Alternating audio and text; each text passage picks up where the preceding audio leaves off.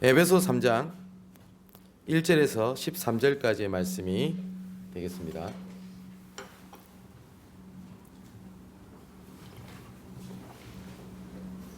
에베소 3장 1절에서 13절까지 말씀이 되겠습니다. 그럼 제가 봉독해 드립니다. 이러므로 그리스도 예수의 일로 너희 이방인을 위하여 갇힌 자 된 나 바울이 말하거니와 너희를 위하여 내게 주신 하나님의 그 은혜의 경륜을 너희가 들었을 터이라. 곧 계시로 내게 비밀을 알게 하신 것은 내가 먼저 간단히 기록한가 같으니 그것을 읽으면 내가 그리스도의 비밀을 깨달은 것을 너희가 알 수 있으리라. 이제 그의 거룩한 사도들과 선지자들에게 성령으로 나타내신 것 같이 다른 세대에서는 사람들의 아들들에게 알리지 아니하셨으니 이는 이방인들이 복음으로 말미암아 그리스도 예수 안에서 함께 상속자가 되고 함께 지체가 되고 함께 약속에 참여하는 자가 됨이라. 이 복음을 위하여 그의 능력으로 역사하시는 대로 내게 주신 하나님의 은혜의 선물을 따라 내가 일꾼이 되었노라. 모든 성도 중에 지극히 작은 자보다 더 작은 나에게 이 은혜를 주신 것은 측량할 수 없는 그리스도의 풍성함을 이방인에게 전하게 하시고 영원부터 만물을 창조하신 하나님 속에 감추어졌던 비밀의 경륜이 어떠한 것을 드러내게 하려 하심이라. 이는 이제 교회로 말미암아 하늘에 있는 통치자들과 권세들에게 하나님의 각종 지혜를 알게 하려 하심이니 곧 영원부터 우리 주 그리스도 예수 안에서 예정하신 뜻대로 하신 것이라. 우리가 그 안에서 그의 믿음으로 말미암아 담대함과 확신을 가지고 하나님께 나아감을 얻느니라. 그러므로 너희에게 구하노니 너희를 위한 나의 여러 환난에 대하여 낙심하지 말라. 이는 너희의 영광이니라. 아멘. 이번 한 해 우리가 꼭 붙잡아야 될 단어가 있습니다. 그게 바로 정복의 현장이라는 단어입니다. 왜 꼭 현장이라는 단어를 사용했냐? 이것은 크게 두 가지 의미가 있습니다. 가장 첫 번째는 현장은 다른 데 있는 것이 아니라 우리 삶입니다. 이 삶을 놓치면 나중에 되는 것처럼 보이지만 결국은 다 무너지거든요. 가난한 자가 큰 돈을 어느 날 벌게 돼요. 근데 결국은 가난해서 나는 내 삶이 안 된다고 생각을 했는데 큰 돈이 벌리잖아요. 오히려 그 큰 돈 때문에 무너지는 것들을 굉장히 많이 봅니다. 그러면 내가 가난 때문에 내가 문제가 온 게 아니라 가난이 올 수밖에 없는 내 삶의 상태가 그리 무너졌다는 말이거든요. 근데 우리 가난한 사람들은 내 가난에 붙잡힐 수밖에 없는 내 상태를 바꿔야 되는데 돈이 오면 괜찮을 것 같고 일확천금이 오면 자기는 행복할 거라고 생각을 해요. 근데 가난할 수밖에 없는 여러 가지가 있겠죠. 예를 들어서 뭐 경제관이라든지 뭐 소비관이라든지 아니면 뭐 인간관계, 근본 삶이 가난할 수밖에 없는 것에 딱 붙잡혀 있단 말이에요. 영적인 것도 마찬가지입니다. 우리가 지금 당장 눈앞에 보이는 문제, 갈등 이것이 해결되면 나는 행복해질 것 같은 거예요. 내가 정말 이것만 되면 내가 정말 신앙생활 잘할 것 같고 내가 정말 이제 복음 속으로 들어올 것 같고 이럴 것 같죠. 이스라엘 백성들이 하나님의 증거를 제일 많이 받을 때를 하나를 꽂으라고 하면 광야 시절 때입니다. 근데 제일 하나님 앞에 불평했을 때도 언제냐? 광야 시절 때입니다.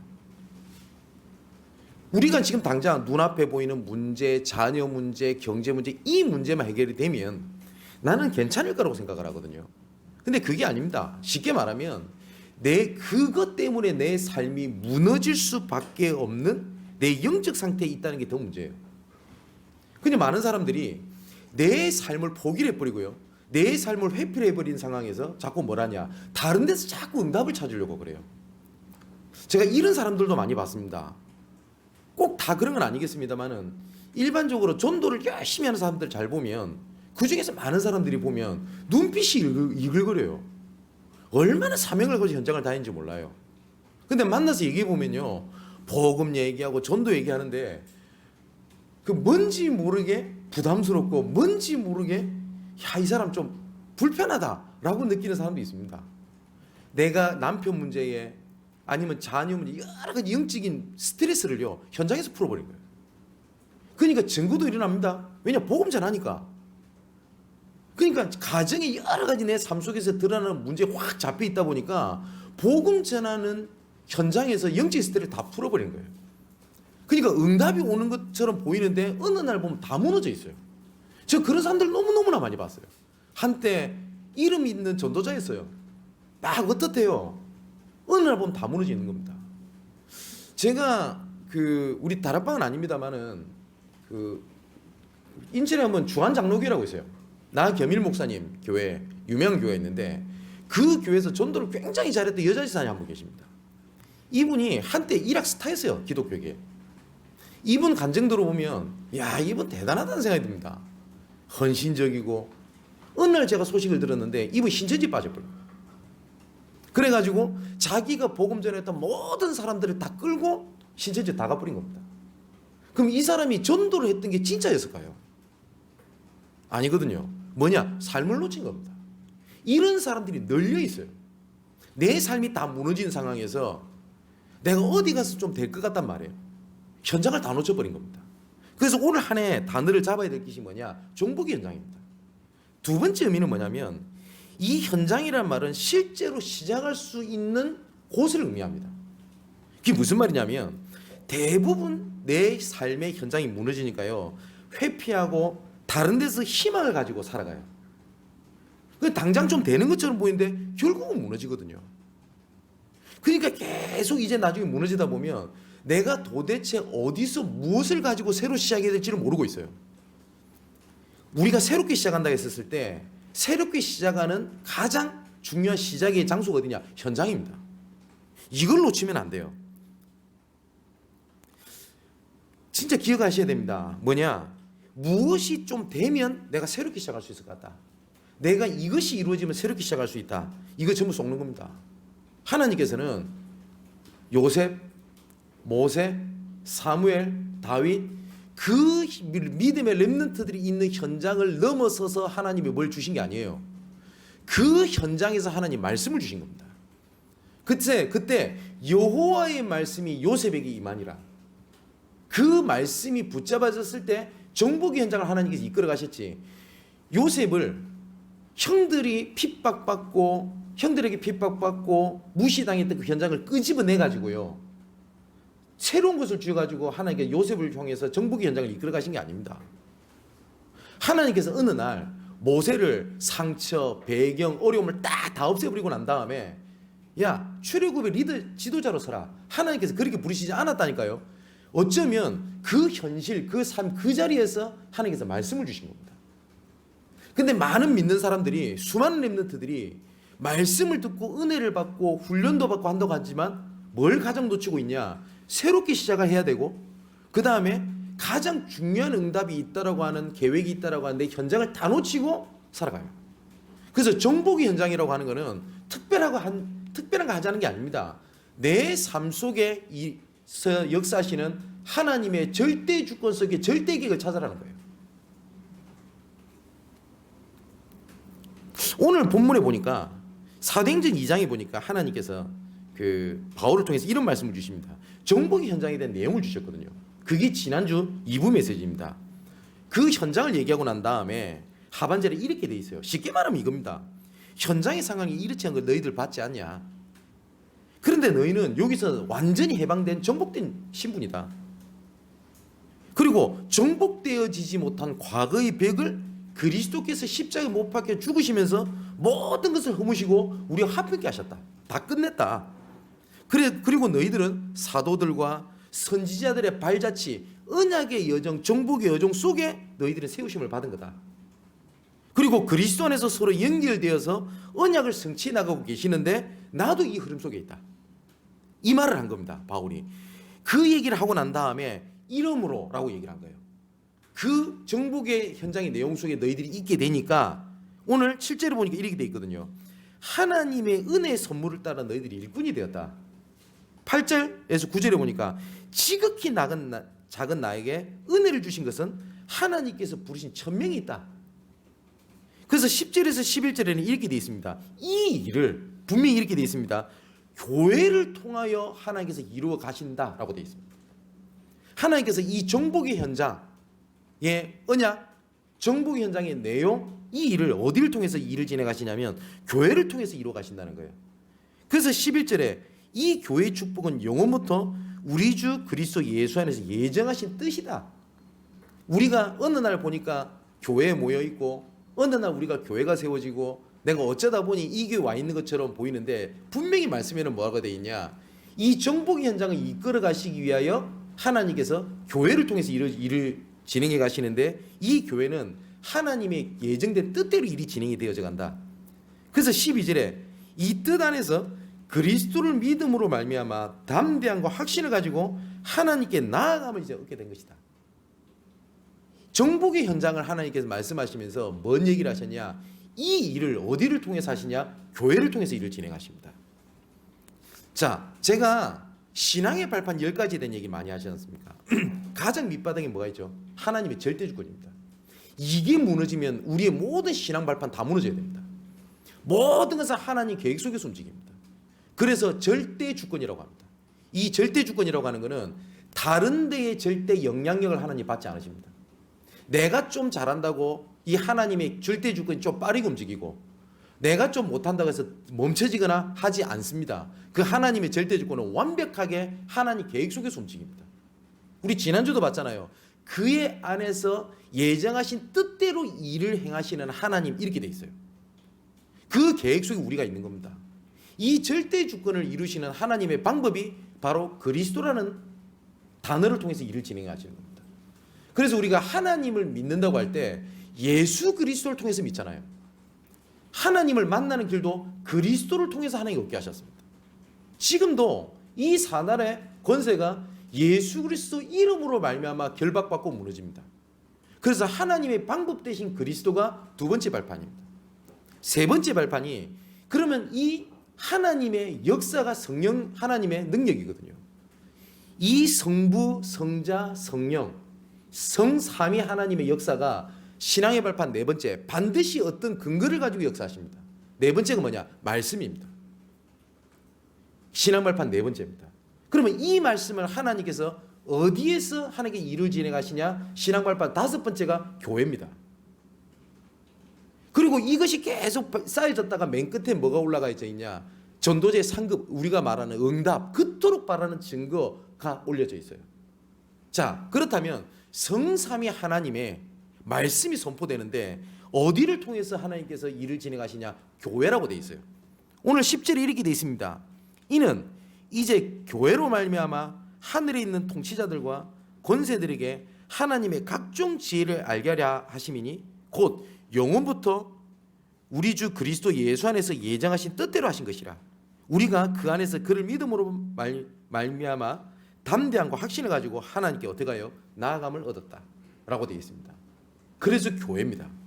그래서 우리가 교회를 살리자라는 말이 보통 얘기가 아닙니다.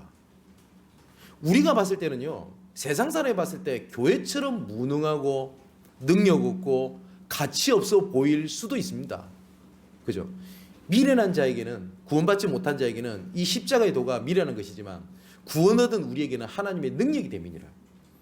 복음을 모르는 사람에게는요, 복음의 가치를 모르는 사람에게는 교회가 우습게 보이는 겁니다.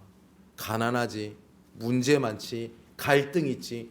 근데 하나님께서는 예수께서 십자가 못 박혀 죽으시고 교회를 세워 가시면서 지금까지 그 연약해 보이는 교회를 통해서 하나님은 세계복음을 이루어 가셨어요. 그래서 가장 첫 번째 중요한 게 뭐냐? 교회 빈 곳을 살려야 돼요.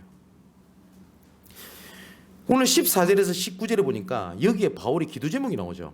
이렇게 되어 있습니다. 너희 속사람을 능력으로 강건하게, 너희가 사랑과 돼서 뿌리가 박히고 터가 굳어져서 지식에 넘치는 그리스도의 사랑을 알고 그 넓이와 깊이와 높이와 깊이가 어떤 것임을 깨달아 하나님의 모든 충만하신 것으로 너희에게 충만하시기를 구하노라 라고 되어 있습니다. 교회에서 제일 중요한 게 내가 교회입니다. 그리고 우리가 교회고 여기가 교회고 현장이 교회입니다. 그래서 내가 교회란 말이에요. 그래서 가장 첫 번째 진짜 가장 근본되는 교회인 나를 살려내는 게 교회를 빈 곳을 살려내는 겁니다. 지난주의 말씀을 우리 일평생 붙잡아야 돼요. 뭐냐? 정복의 현장을 위하여 부름받은 납니다.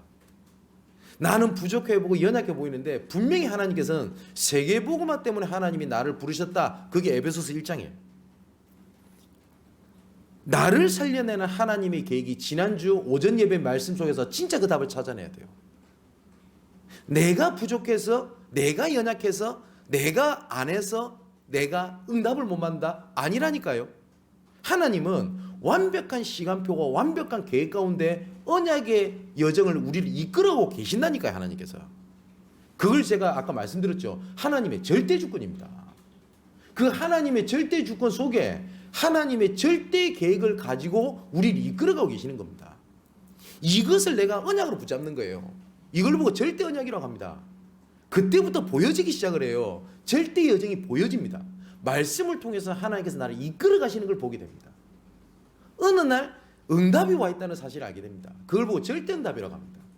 이것을 우리가 그토록 많이 듣고 찾아라고 하는 언약의 여정 CVDIP라고 얘기를 해요. 자, 현장에 절대 주권을 가지신 하나님께서 절대 계획을 가지고 모든 것을 이루십니다.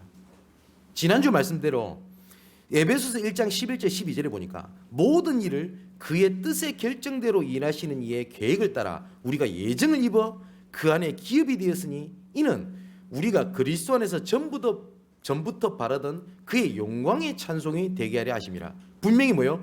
모든 일을 그의 뜻의 결정대로 일하시는 이의 계획을 따라 우리가 예정을 입었다라고 되어 있습니다. 그죠? 나를 살려내는 겁니다. 이것을 하나님께서 어떻게 하냐? 나를 살려내는 하나님의 방법이 교회를 통해서 회복하시겠다는 거예요. 그래서 이 사단은요, 지금도 딱 하나만 무너뜨리면 돼요. 교회를 무너뜨리면 됩니다. 예배를 무너뜨리면 돼요. 창세기 3장 문제를 가져왔던 이 사단이 창세기 4장에 가장 먼저 건드렸던 게 뭐냐면 가인과 아벨의 제사 문제를 딱 건드렸어요. 쉽게 말하면 예배, 교회를 무너뜨려 버린 겁니다. 사단은 지금도 압니다. 우리 신분을 바꾸지를 못해요. 하나님의 정복의 흐름 속에 있는 우리를 빼내지를 못한단 말이에요. 그래서 속이는 겁니다.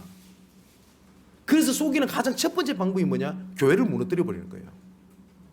전 세계가 교회가 이제 막 무너지는 시대가 됐습니다.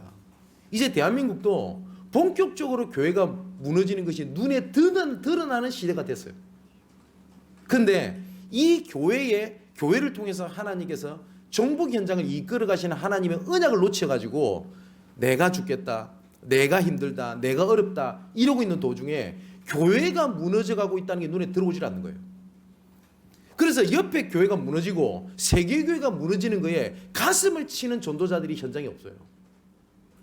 교회가 무너지는데 가슴을 치는 새벽 이슬 같은 주의 청년들이 없어요. 교회를 소중히 여기는 렘넌트들이 현장에 없어요. 교회 빈 곳을 살려내야 돼요. 나를 살려내서 결국은 뭐 하자는 거냐? 나의 행복을 찾자는 게 아닙니다. 사람을 살려야 돼요. 중직자를 살려야 되고요.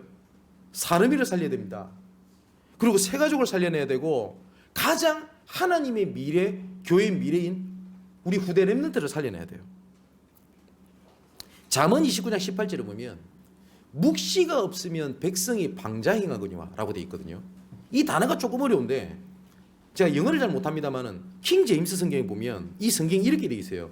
Where there is no vision, the people perish라고 되어 있습니다. 그러니까 이 묵시라는 단어를 비전이라고 되어 있어요. 이 비전이 우리 말씀드렸죠. 하나님의 절대 계획입니다. 쉽게 말하면 하나님의 절대 계획을 모르고 놓치면 하나님의 자녀가 페리시 점점 망하는 거예요. 근데 많은 사람들이 교회를 다니고 열심히 헌금도 하고 열심히 참여합니다. 그런데 하나님께서 나를 향한 절대의 계획은 나를 살리고 나를 통해서 다른 사람을 살리는 거거든요. 제가 구원을 항상 이렇게 설명하잖아요. 나를 향한 구원의 계획, 나를 통한 구원의 계획이거든요. 근데 그 복음을 내가 먼저 살아야 되겠고, 내가 응답받아야 되겠고, 내가 문제 해결받아야 되겠고, 요거 딱 붙잡고 있는 거예요. 요것만. 그러니까 나를 통한 하나님의 절대계획을 놓치게 되니까 어느 날 내가 어디서 무너졌는지도 모르는 겁니다. 내가 무엇 때문에 무너지는지도 모르는 겁니다. 뭔지 모르게 갈급하고 뭔지 모르게 좀 아닌 것 같은데 내가 어디 있는지 모르는 거예요. 그것이 전부 다 어디에 있냐? 정복의 현장, 내 삶에 다 있다니까요. 그게. 이런 얘기를 많이 듣습니다. 목사님, 저는 아직 전도할 때가 아닙니다.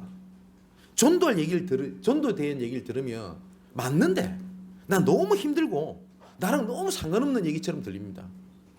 그래서 전도 얘기하는 데는 가고 싶지도 않고 너무 힘듭니다. 이런 얘기를 하시는 분들이 계세요. 이해됩니다. 그런데 우리가 전도 얘기를 할 때 우리가 전도 열심히 하자. 성경에서 그 얘기를 하고 있는 게 아니거든요.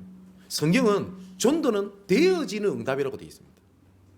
마가복음 3장 13절에 보니까 이렇게 되어 있어요. 원하시는 자들을 부르시니 나온지라. 첫 번째 함께 있게 하며, 또 두 번째 뭐라고 되어 있죠? 전도도 하고 귀신을 내어쫓는 곳에도 있게 하라 합니다. 하나님께서 가장 원하시는 게 함께 있게 하며, 그럼 제자들과 함께 하셨던 이유는 딱 한 가지였습니다. 이 제자들을 바탕으로 해서 세계복음을 이루시겠다는 거거든요. 그 속에 있었더니 뭐요? 전도도 하고 이 말입니다. 이 한국말이 재밌어요. 이 조사 도가 붙냐 는이 붙냐 다릅니다.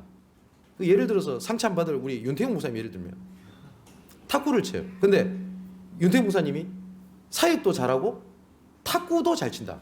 이 말은 사역도 잘하고 탁구는 덤으로 잘한단 말이죠. 근데 만일에 내가 목사님한테 탁구는 잘 친다 이러면 어떻게 돼? 중요한 거 안 하고 그거 하고 있다 이 말이잖아.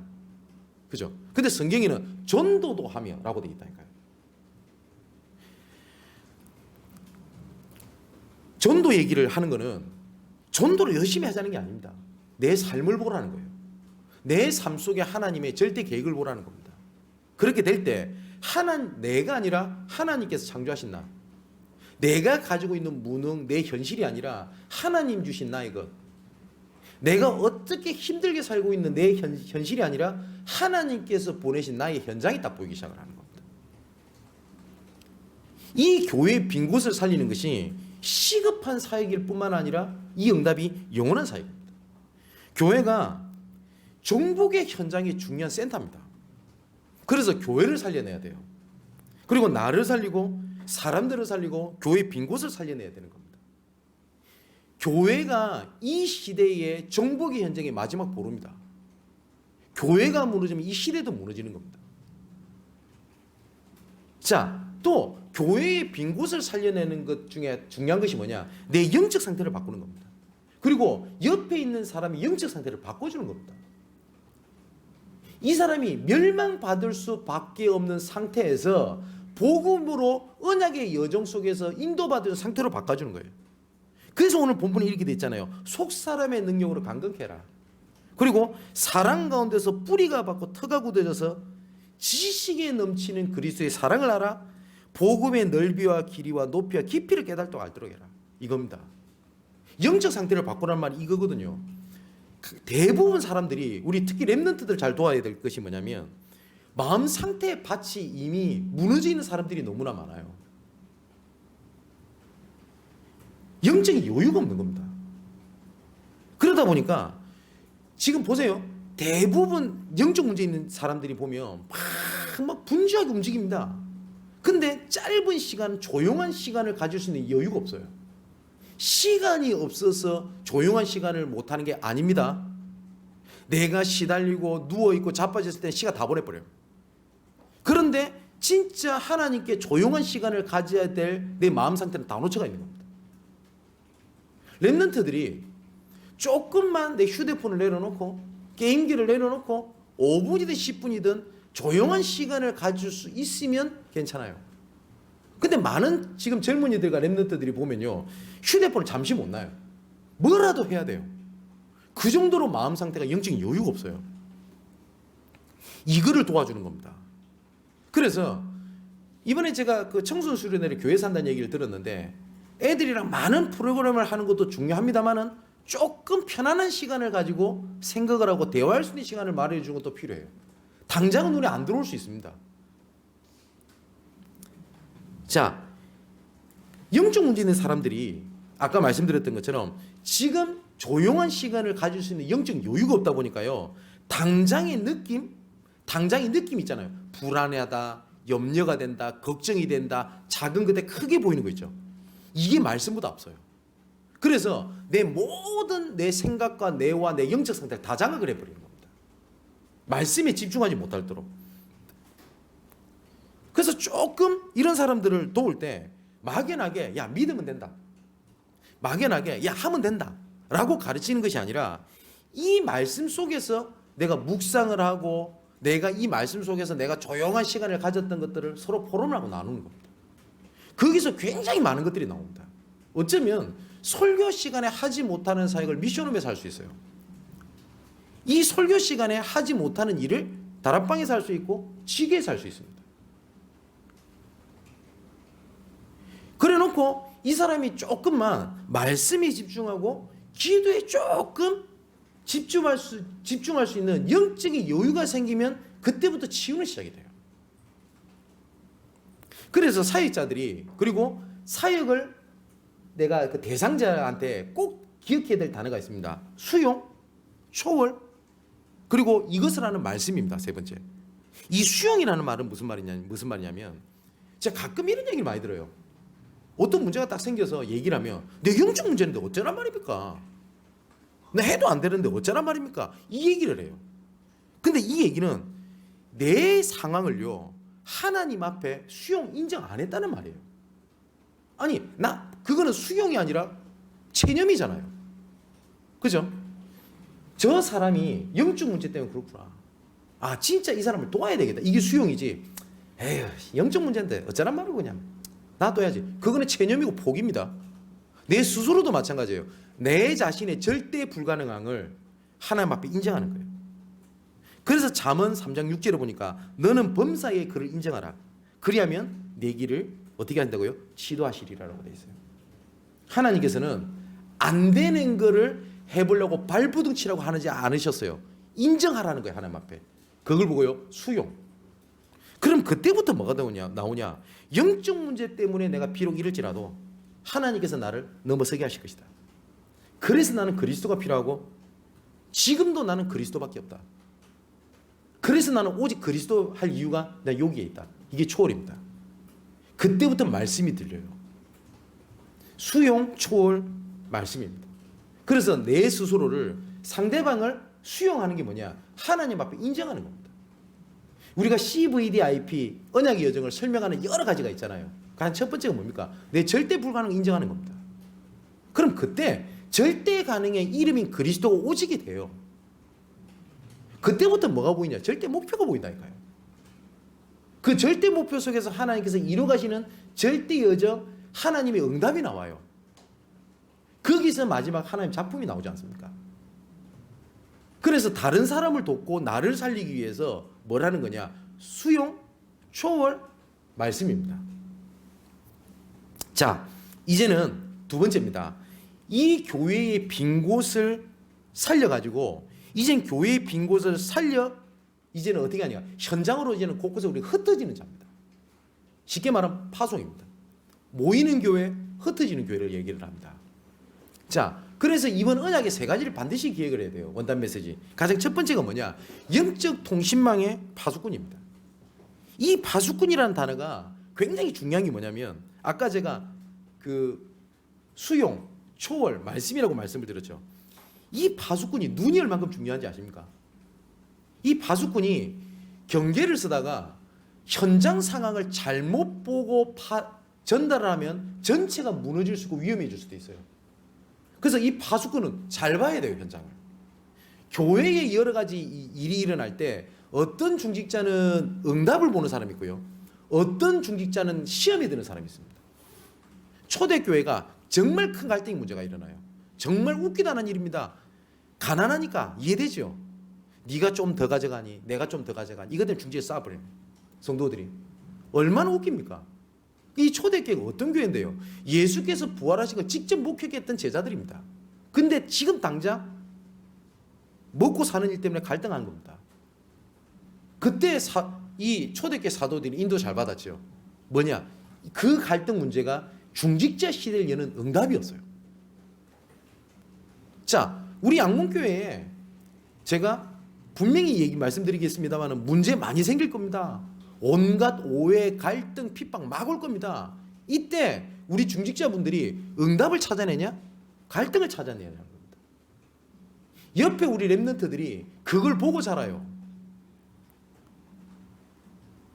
제가 이거 몇 번 간증 안 드렸습니까? 제 어머니가 아직 살아 계시는데 단 한 번도 교회가 어떠니 이렇지라고 욕을 하거나 하는 얘기를 단 한 번도 제 귀에 들어본 적이 없어요. 제가. 그래서 저는 교회는 정말 문제가 없고 무한 곳인 줄 알았어요. 저는 어릴 때부터. 근데 점점 크면서 아닌 걸 보게 됐죠. 근데 제가 어머니가 단 한 번도 좀 누가 어떻다, 목사님이 아쉽다, 그 얘기를 한 번도 안 하셨어요. 한 번 어머니 통해서 제가 진짜 은혜 받던 사건이 하나 있었는데, 제가 고신축 교회를 다녔는데 목사님이 불명예 사임을 하셨어요. 난 그 목사님 너무 좋아했거든요. 허성동 목사님이라고. 근데 이분이 어느 날 가시더라고. 그래서 뭐 왜 그런가. 그래서 제가 이제 나중에 나이가 들어서 목사가 되고 그 목사님 은퇴를 하신 거죠. 그래서 서울에 계시더라고요. 그래서 어떻게 연락이 닿아가지고 식사를 하게 된 겁니다. 그랬더니 저를 기억을 하시면서 잘 지냈냐고 그러면서 저보고 그렇게 어릴 때 강대상에 기어 올라가서 장난을 치더니 네가 목사 될 줄 알았다면서. 그러면서 저한테 무슨 얘기하냐면 어머니께 꼭 전달해 달라는 거예요. 뭡니까? 라고 하니까 어머니가 매달 선교비처럼 목사님한테 돈을 보냈대요. 저는 몰랐거든요. 그래서 왜 그러셨대요? 라고 웃으면서 얘기하니까 좀 의아하면서 자네 내한테 무슨 일이 있었는지 모르나? 이러시더라고요. 저 전혀 모르겠습니다. 라고 얘기하니까 목사님이 솔직한 고백을 하시더라고요. 너무 경제적으로 힘들어가지고 헌금 바구니 올라오잖아요. 그럼 헌금을 조금씩 이분이 이렇게 챙기신 거예요. 좀 나쁜 짓을 하신 거죠, 진짜. 근데 이거 챙기면 모릅니까? 교회에서 분명히 아는데. 그래서 이걸 들킨 거예요. 그래가지고 모든 장로님들 손가락질하고 욕을 하고 그래가지고 진짜 쫓겨가다시피 인사도 안 하시고 야반 도주하듯이 그만두셨어요. 제 어머니가 저녁에 찾아오셨답니다. 그렇게 우시더래요, 손을 잡고. 목사님이 그렇게 힘든데 그걸 알지 못한 저를 용서하십시오. 그렇게 목사님이 그 정도까지 될 수 있도록 제가 외면하고 있던 저를 용서하십시오. 제가 목사님을 위해서 지금부터 일평생 기도하겠습니다. 전 몰랐어요, 그 사건은. 얘기할 마음도 하잖아요. 저 약간 놀랐어요.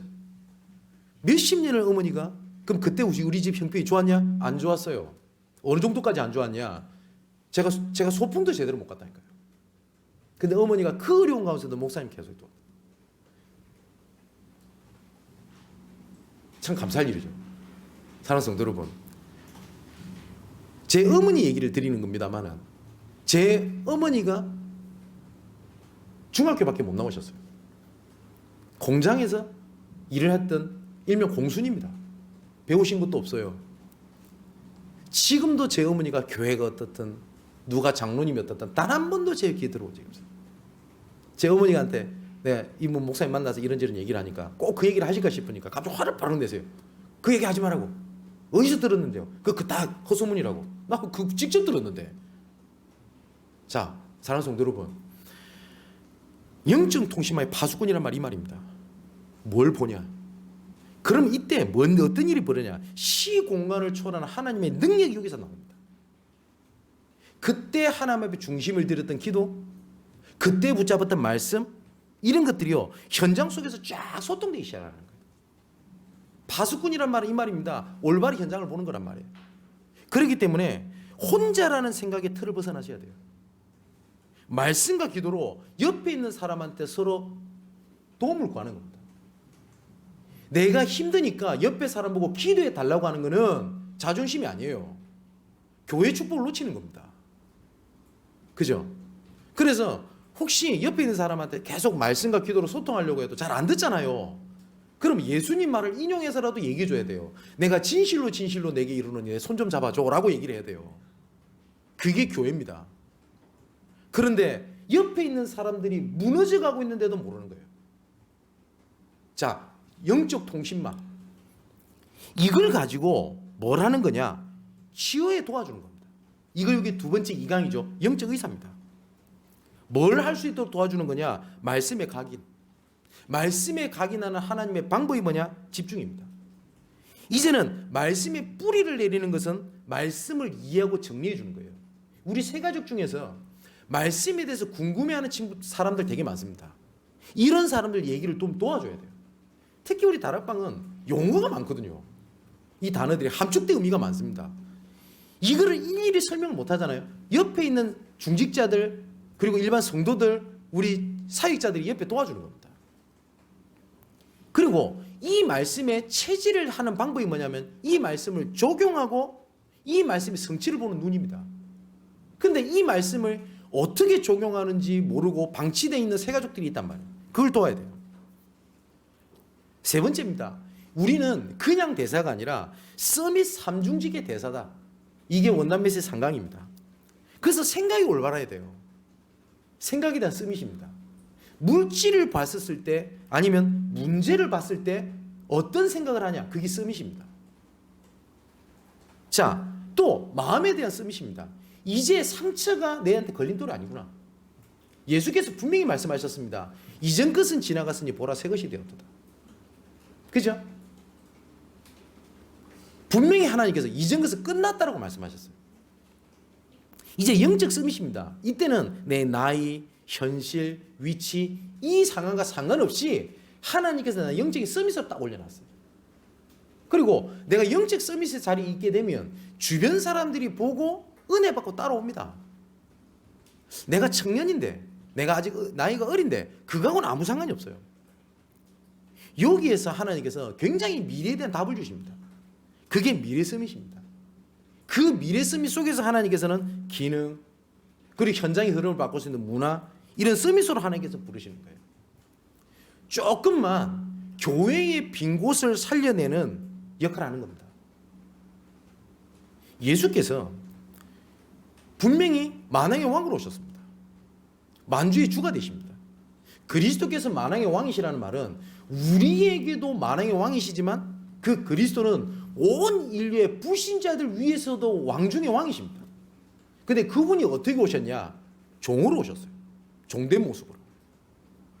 우리가 중직자가 교회의 빈 곳을 살려내는데 조금 종의 모습으로 할 수 있어요. 근데 왕에 대한 응답을 누리는 하나님 응답 계획이 있습니다. 조금 우리가 심부름할 수 있어요. 그죠? 심부름을 하는 제사자. 어쩌면 버려진 것 같고 소외된 것 같고 눈에 보이지 않아요. 우리 헌신이. 눈에 보이지 않지만 그 역할을 했던 사람이 누구냐? 선지자입니다. 그 선지자, 제사자, 왕 이 삼중직 역할을 하는 뭘 하는 거냐? 교회 빈 곳을 살려내는 응답을 찾아내야 돼요. 이제 결론을 맺겠습니다. 에스겔 37장에 보니까 하나님께서 에스겔에게 환상을 보게 하십니다. 마른 뼈들이 쫙 널려 있어요. 어느 정도까지 마른 뼈가 됐다고 성경에 나오냐면 이제는 완전히 뼈가 말라 비틀어져 버린 겁니다. 수분조차. 여러분 닭고기 먹고 난 다음에 싱크대에 올려놓으면 삐쩍 마른 거 있죠. 그 뼈다귀 쫙 널려 있는 거예요. 그때 하나님께서 에스겔에게 이렇게 묻습니다. 에스겔아, 이 뼈가 너게 살겠냐? 라고 질문하세요. 그때 에스겔이 아멘! 살릴 수 있습니다. 그건 교만입니다. 그죠? 반대로 이게 어떻게 살아요? 마른 뼈인데. 그건 불신앙입니다. 우리가 237개 나라 살리자. 교회 살리자. 지역 살리자. 가문 살리자. 우리 후대 살리자. 할 수 있습니까? 내 같은 게 할 수 있겠습니까? 불신앙입니다. 아멘! 하면 됩니다. 그 교만입니다. 에스겔이 뭐라고 되냐? 주 여호와께서 하십니다. 그때 하나님께서 말씀하셨습니다. 내 말을 대어내라. 그랬더니 이 뼈가 붙어가지고 이제는 완성이 된 겁니다. 근데 또 뭐라고 돼 있냐? 생기가 없더라. 다시 묻습니다. 에스겔아, 이 생기를 내 말씀을 대언해서 불어넣어라. 그래서 말씀대로 임했더니 이 마른 뼈가 일어나서 생기를 얻고 큰 군대가 되더라. 그게 에스겔 37장이 된 내용입니다. 하나님이 지금도 똑같이 묻는 겁니다. 교회 살릴 수 있겠냐? 237개 나라 살릴 수 있겠냐? 네 진짜 후대 살릴 수 있겠냐? 산업인들 진짜 빛의 경제가 건신할 수 있겠냐? 라고 묻습니다.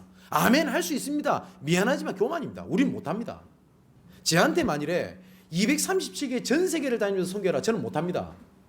그런데 여호와의 말씀이 임하면 할 수 있습니다.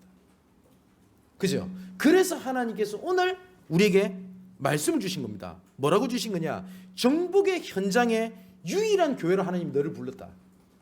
정복의 현장에 유일한 교회로 양문교회 세웠다. 정복의 현장에 유일한 교회로 너를 세웠고, 정복의 현장에 유일한 교회로 너를 가정을 세웠다. 이제 어떻게 하는 거냐? 교회 살려내라는 거예요. 그래서 진짜 내가 어두워져서 못 보고 있는 눈 열어라는 거예요. 엎드려져 있는 우리에게 뭐라고 말씀하셨냐? 일어나라, 빛을 발하라고 말씀하신 거예요. 그러면 어떻게 하겠냐? 내가 하겠다라고 말씀을 주신 겁니다. 교회의 빈 곳을 살려내고, 교회의 빈 곳을 살려내서 현장 곳곳에 파송하는 응답이 여러분들에게 성취되는 한 주간 일평생 되시기를 주님의 이름으로 축원을 드립니다. 기도하겠습니다. 나의 하나님, 삶을 놓치고 있고 미래를 놓쳐버린 우리에게 그리스도의 이름으로 빛을 발하게 되는 시간 되게 하여 주시옵소서. 내 삶을 놓치고 다른 데서 희망과 소망과 해답과 위로와 위안을 삼으려고 했던 나의 눈이 나의 삶을 보게 하시고, 이미 예수께서 십자가에서 모든 문제를 끝내시고 정복의 현장으로 나를 부르셨는데 등 돌리고 있었던 저희들 이 시간 용서하시고 정복의 현장으로 우리 삶을 이끌어 주시옵소서. 절대 불가능할 것 보일 것 같은 내 현실의 경제 문제, 가정 문제, 자녀 문제, 갈등, 상처, 이 시간 정복되어지는 응답으로 함께하여 주시옵소서. 말씀을 주시면 그 말씀대로 일을 성취하시는 하나님, 이 시간 말씀을 주셨사오니 이 말씀이 우리 모든 성도들과 렘넌트들 가슴과 현장마다 성취되고 실현되는 한 주간 일평생으로 함께하여 주옵소서. 살아계신 예수 그리스도 이름으로 기도하옵나이다. 아멘.